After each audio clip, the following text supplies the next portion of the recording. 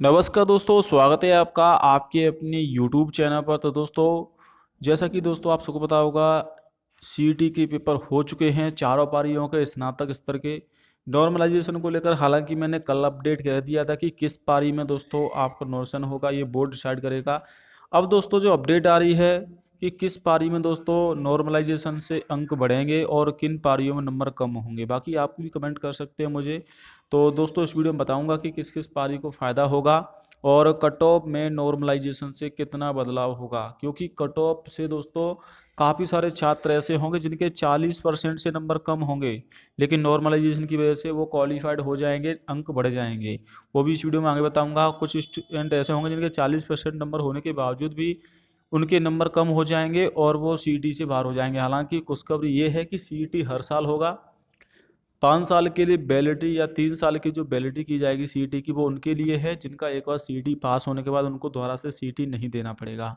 देखिए, पेपर 4 पारियों में हुआ है। इससे पहले भी 2022-23 में जो पेपर हुआ था 23 में, वो भी आपका 4 पारियों में हुआ था और चारों पारियों में नॉर्मलाइजेशन लागू किया गया था। पहले की अगर कट ऑफ की बात करें दोस्तों, तो कट ऑफ इस प्रकार से रही थी। जनरल की 190, 200, ओबीसी 195, 190, एमबीसी 170, 180, ईडब्ल्यूसी 175, 185। तो ये कॉमन कट ऑफ थी, क्योंकि कट ऑफ डिसाइड करती थी दोस्तों आपके पद। जितने पद आते थे उसके हिसाब से आपकी कट ऑफ रहती, क्योंकि पहले 15 गुना को लिया जाता था। जैसे कि मान लीजिए किसी सब जो पोस्ट है, मान लीजिए किसी भी भर्ती में 1000 पोस्ट आई, तो दोस्तों वहाँ पर देखा जाता था कि 1000 का यहाँ पर 15 गुना, यानी कि 15,000 सीईटी पास विद्यार्थियों को लिया जाता था। वही विद्यार्थी सीईटी के लिए पहले फॉर्म भरवाए जाते थे। अब उसमें से 15,000 छात्रों को चुना जाता था, इसमें से जनरल की कट ऑफ अलग जाती थी। तो पहले ऐसे नियम था, लेकिन अब इसमें क्वालिफाइड मार्क हैं, यानी कि आपको एलिजिबल नंबर लाने हैं। जैसे कि जनरल ओबीसी के लिए आपके 40%, सभी कैटेगरी के लिए, एससी एसटी वालों के लिए 35%।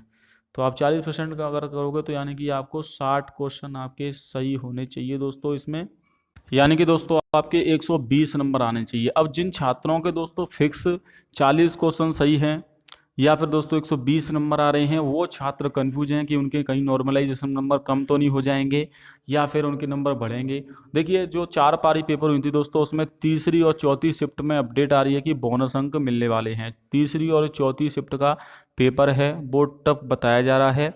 तीसरी और चौथी लिस्ट में आपके दोस्तों जो पेपर आया है, वो पहली दूसरी जो शिफ्ट हुई थी 27 तारीख को, उससे टफ पेपर आया है तीसरी और चौथी लिस्ट का। यानी कि इसमें दोस्तों कट ऑफ आपकी बोर्ड बढ़ा सकता है, कट ऑफ इसमें बढ़ सकती है दोस्तों। बाकी अगर बात करें दोस्तों सेंटरों को लेकर, जो सेंटर पर पेपर हुआ था वो तो मॉडरेट पेपर ही बनाया गया था। आप सबको पता होगा मॉडरेट पेपर आया था सभी पारियों का, ताकि ज़्यादा नॉर्मलाइजेशन ना करना पड़े। लेकिन फिर भी दोस्तों इसमें नॉर्मलाइजेशन होगा, उसके हिसाब से सीईटी की टीएसपी नॉन टीएसपी के हिसाब से कट ऑफ रहती है दोस्तों। तो जिनके 40% नंबर हैं और आपने तीसरी चौथी शिफ्ट में पेपर दिया तो आपके अंक बढ़ेंगे। पिछली बार दोस्तों कुछ छात्रों के नंबर कम भी हुए थे, 6 नंबर, 7 नंबर, 8 नंबर। ये कट ऑफ आपकी दोस्तों एवरेज अंक के आधार पर आपकी जो नॉर्मलाइजेशन है वो किया जाता है। किसी शिफ्ट में दोस्तों आपका एवरेज अंक अच्छा आता है तो वहाँ पर आपके नंबर दोस्तों कम कर दिए जाते हैं, क्योंकि वहाँ पर औसत अंक ज़्यादा आ रहा है दोस्तों, यानी कि पेपर को वहाँ सरल माना जाएगा। बाकी सीईटी का फॉर्मूला आप देख सकते हैं दोस्तों, किस प्रकार से सीईटी लागू किया जाता है। राइट क्वेश्चन और particular section subject, wrong question और particular section subject, maximum mark रखे जाते हैं और टोटल नंबर ऑफ क्वेश्चन रखे जाते हैं। और कितने क्वेश्चन सही किए हैं आपने, कितने क्वेश्चन गलत किए हैं, वैलिड क्वेश्चन हैं। जैसे कि आपने 100 को आपका 150 क्वेश्चन थे और मान लीजिए आपके 100 क्वेश्चन आपके सही हैं, 150 क्वेश्चन आप हल किए आपने, 100 क्वेश्चन सही हैं, तो उसके हिसाब से दोस्तों इसमें आपका एवरेज अंक निकाला जाता है और बोनस अंक दिए जाते हैं। तो ये दोस्तों बोर्ड डिसाइड करता है। जी हाँ, ये बोर्ड डिसाइड करता है कि नॉर्मलाइजेशन किस शिफ्ट को दिए जाएंगे, किस शिफ्ट को नहीं मिलेंगे। बाकी अगर बात करें दोस्तों सीईटी का स्कोर जो रहेगा वो इस बार दोस्तों काफ़ी अच्छा रहेगा, क्योंकि पेपर मॉडरेट आया है, लेकिन काफ़ी सारे स्टूडेंट का नंबर नहीं आ रहे हैं। तो वो चिंता ना करें, नेक्स्ट आप पेपर दें। बाकी अगर बात करें सीईटी की आंसर की कब आएंगी, क्योंकि ऑफिशियली आंसर की और अनऑफिशियली आंसर की में अंतर रहता है। बोर्ड की जो आंसर की आती है और आपने जो यूट्यूब या सोशल मीडिया से जो आंसर की मिलान किया, उसमें कभी कभी 4 से 5 नंबर का, 5 से 6 नंबर का अंतर आ जाता है। हालांकि सबने आंसर की मिलान कर लिया होगा यूट्यूब से, लेकिन कुछ क्वेश्चनों के आंसर बोर्ड अपनी तरफ से मानता है या अलग फिर भी आपको डिफरेंट देखने को मिलता है। और ऑफिशियली आंसर की आने के बाद भी दोस्तों कुछ प्रश्नों पर छात्रों के द्वारा ऑब्जेक्शन लगाए जाएंगे। आप एक बार मुझे कमेंट करके जरूर बताना दोस्तों, अगर आपकी पारी में कोई भी क्वेश्चन है जिसके ऑप्शन गलत थे या फिर उस क्वेश्चन में दोस्तों एक से अधिक विकल्प थे सही थे दोस्तों, या फिर वो क्वेश्चन ही गलत था, तो आप ऐसे क्वेश्चन कमेंट कर सकते हैं। उन सभी क्वेश्चनों की मैं एक अलग से वीडियो बना दूंगा। जब आपकी ऑफिशियली आंसर की आएगी तो आपको जब उसमें की चैलेंज करने के लिए, आपत्ति लगाने के लिए जब उसमें क्वेश्चन हैं, उससे आप ऑप्शन जो क्वेश्चन है उन पर ऑब्जेक्शन लगा सकते हो, और जो फाइनल आंसर की आएगी उसमें आपको बोनस अंक मिल जाएंगे। तो ये आपको दोस्तों करना है कि अगर आपकी पाली में किसी भी पाली में अगर पेपर आपके में कोई भी क्वेश्चन पर आपको डाउट है ऑब्जेक्शन वाला, तो आप मुझे वो क्वेश्चन जरूर लिख देना। उन सभी क्वेश्चनों की मैं अलग से वीडियो बना दूंगा, 10 क्वेश्चन या 20 क्वेश्चन, क्योंकि प्रत्येक पारी में 1 या 2 क्वेश्चन ऐसे होते हैं जिनके या तो ऑप्शन गलत होते हैं या आउट ऑफ सिलेबस होते हैं, या उनके दोस्तों जो ऑप्शन आते हैं वो 1 या 2 ऑप्शन सही होते हैं। तो ऐसा प्रत्येक पारी में हो जाता है। इसके लिए बोर्ड आपको ऑब्जेक्शन लगाने का 3 दिन का समय मिलता है। एक क्वेश्चन के लिए आपको दोस्तों 100 रुपये पे भी करने होते हैं। तो ऑब्जेक्शन लगा सकते हैं, उसके बाद में आपको बोनस अंक बोर्ड देता है। देखिए पिछली बार भी नॉर्मल हुआ था, नॉर्मल होता है दोस्तों तो शिफ्ट वाइज काफ़ी अंतर आ जाता है। कभी कभी 6 नंबर बढ़ जाते हैं, कभी 7 नंबर बढ़ जाते हैं, कभी 8 नंबर। तो ये बोर्ड डिसाइड करता है दोस्तों एवरेज अंक के आधार पर। लेकिन नॉर्मलाइजेशन से तीसरी और चौथी पाली को अपडेट आ रही है, फ़ायदा होगा। यानी कि तीसरी और चौथी पाली में एग्जाम देने वाले छात्रों के बोनस अंक बढ़ेंगे। पहली और दूसरी पाली का पेपर कंपैरिजन में तीसरी चौथी के सरल आया था।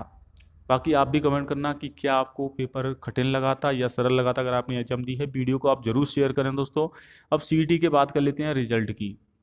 तो देखिए रिजल्ट में थोड़ा समय लगता है। सीटी का जो रिजल्ट आएगा कम से कम 1 महीने, क्योंकि 13 लाख विद्यार्थियों में से 90% उपस्थित रही है। उपस्थिति ठीक ठाक रही है एग्जाम में।